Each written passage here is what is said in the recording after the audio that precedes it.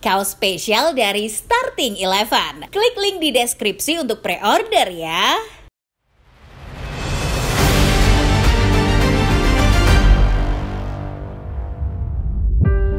Di balik kemenangan timnas Indonesia melawan Bahrain, ada trio lini belakang Garuda yang kena sorot. Rizky Ridho, Jay Ises, dan Justin Hubner nyaris tak pernah mengecewakan. Ketika-ketiganya dimainkan bareng menggunakan skema 3 back ala Catenaccio, trio ini hampir tak pernah gagal membuat lawan-lawan timnas kelabakan. Sebagai trio defender dalam skema Catenaccio khas Italia, chemistry antara Ridho, Jay, Hubner sudah terbangun dengan sangat baik. Ketiganya menjadi bukti nyata kalau Indonesia lebih cocok memakai formasi ini ketimbang formasi 4 back. Lalu bagaimana Ridho, Jay, dan Hubner bisa saling mengisi sejak pertama kali dipasang bersama di era Sintayong? Sebelum menyimak, pastikan kamu sudah like, subscribe, serta nyalakan notifikasinya supaya tidak ketinggalan info-info menarik dan terupdate seputar sepak bola lainnya dari channel Starting Eleven Moment.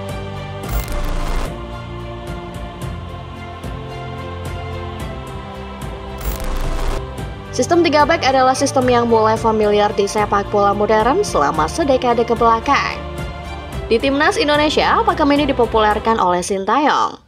Pelatih Korea Selatan yang datang pada tahun 2019 silam mematenkan pakem ini sebagai pakem yang ia rasa ideal buat Indonesia.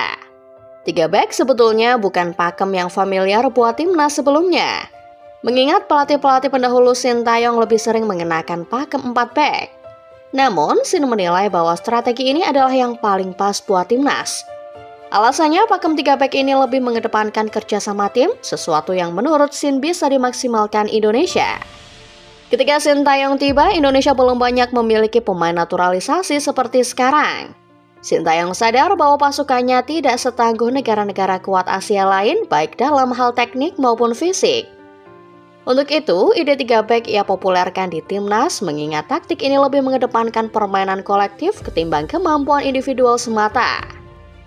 Personel awal yang diberikan kepercayaan oleh Sintayong di sektor belakang adalah pemain-pemain lokal, seperti Rizky Ridho, Fahrudin Arianto, Alfiandra Dewangga, hingga Ryuji Utomo.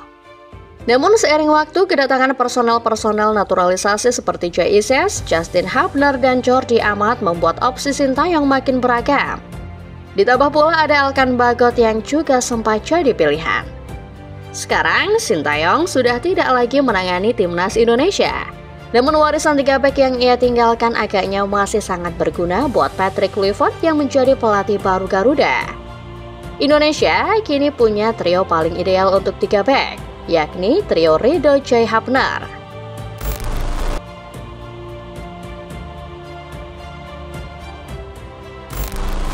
Setelah beberapa kombinasi center back dicoba, Sintayong menemukan combo terbaiknya ketika Jay Ises bergabung. Maret 2024 dalam pertandingan lanjutan kualifikasi Piala Dunia 2026, trio Ridho, Jay, Hubner lahir. Sisanya kita semua tahu adalah sejarah. Dari pertandingan melawan Vietnam, Ridho, Jay, Hubner mencatat 7 laga bermain bersama di sistem 3 back timnas. Trio ini membuat Indonesia catatkan statistik yang sangat baik di 7 laga tersebut. Indonesia tercatat menang 5 kali, imbang sekali, dan hanya kalah 1 kali ketika trio Ridho, Jay, Hubner dimainkan. Pertandingan melawan Vietnam pada akhir Maret 2024 menjadi pertanda awal bahwa Jay Ises bisa ditandemkan dengan Rizky Ridho dan Justin Hubner. Laga yang merupakan debut Ises sebagai punggawa timnas ini berhasil dimenangkan Indonesia dengan skor 1-0. Clean sheet pertama Ises membuat Sintayong memplotnya sebagai tandem Ridho dan Hubner untuk pertemuan berikutnya di Maiden. Kerjasama antara Ridho, Jay, Hubner makin matang pada pertandingan-pertandingan berikutnya. Australia menjadi ujian berat perdana buat trio ini, setelah sebelumnya tampil begitu impresif di putaran kedua. Socceroos sangat dominan di pertandingan melawan Indonesia di GBK. Tetapi kehadiran Ridho, Jay, Hubner membuat Jackson, Irvin, dan kawan-kawan tidak bisa berbuat banyak. Laga berakhir 0-0 kala itu. Dalam statistik, trio Ridho, Jay, Hubner telah membuat Indonesia catatkan 5 clean sheet dari 7 laga yang mereka lakoni bersama. Tercatat hanya Jepang yang mampu membuat timnas kebobolan menggunakan combo ini di lini belakang. Selebihnya Indonesia selalu sukses catatkan nirboboh.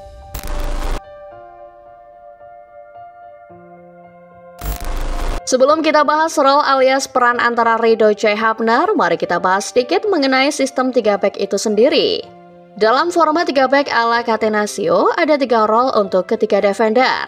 Pertama libero, sang pengatur, sweeper, sang penyapu, lalu marker, sang pengganggu. Setiap tim yang sukses memainkan Catenaccio biasanya punya 3 back yang bisa mengemban masing-masing role tadi.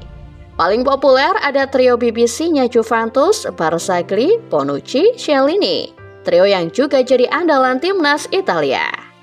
Nah, dalam skema yang ada di timnas Indonesia, Ridho J. Hapner menguasai perannya masing-masing.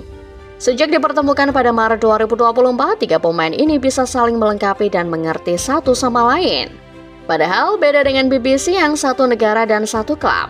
Ridho J. Hapner merumput di 3 negara berbeda dan hanya bertemu ketika timnas main saja. Lebih dalam, Izzet yang datang belakangan justru mengambil peran sebagai libero. Kerap dimainkan di posisi sentral membuat Izzet diplot sebagai pengatur 2 tempo kokoh lainnya. Peran yang sama juga ia emban di Venezia, sehingga 3 back rasanya sudah seperti makanan sehari-hari buat Bang Jai. Ridho sementara itu mengemban tugasnya dengan baik sebagai marker. Tugas Ridho adalah membayang-bayangi lawan dan menutup ruang hingga sekecil mungkin buat lawan. Ketika situasinya mendesak, Ridho bisa step up untuk maju untuk merebut bola dari lawan. Meski Ridho terkadang bisa maju untuk merebut bola lawan, peran yang lebih banyak menuntut tugas demikian justru adalah peran Justin Hapner. Sebagai sweeper, Hapner adalah back yang sering melakukan sapuan-sapuan krusial untuk mencegah lawan masuk area berbahaya pertahanan. Walau kadang suka kebablasan, Hapner nyatanya menikmati dan menjalankan perannya sebagai tukang jagal dengan sangat baik.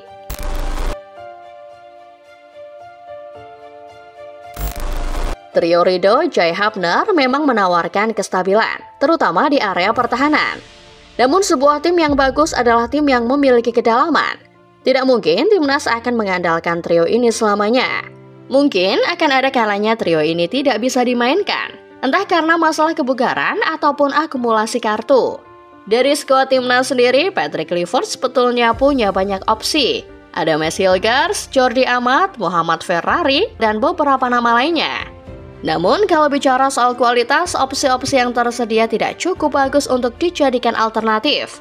Kita ambil contoh Messi Hilgers. Pemain FC20 ini memang merupakan pemain dengan market value tertinggi di timnas Indonesia.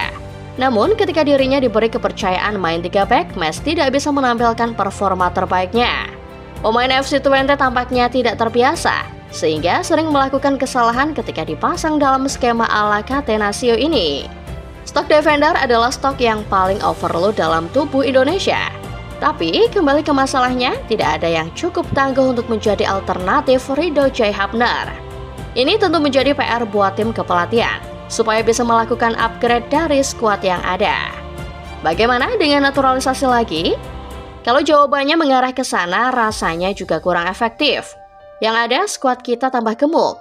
Solusi terbaik untuk mencari pelapis Ridho J. Hapner adalah dengan mengupgrade back yang ada di skuad saat ini. Dan tugas tersebut adalah misi yang cukup sulit buat Kluivert, Pastor, Lanza, dan tim kepelatihan lainnya. Indonesia sudah punya Grendel alias gembok yang sangat kuat dalam trio Ridho J. Hapner. PR-nya sekarang adalah menemukan gembok kedua yang bisa dibongkar pasang saat Ridho J. Hapner tidak bisa bermain bareng. Jika gembok kedua ini ketemu, maka sulit sudah. Pakem 3 back Indonesia ala Catenaccio akan jadi pakem yang sulit dijebol.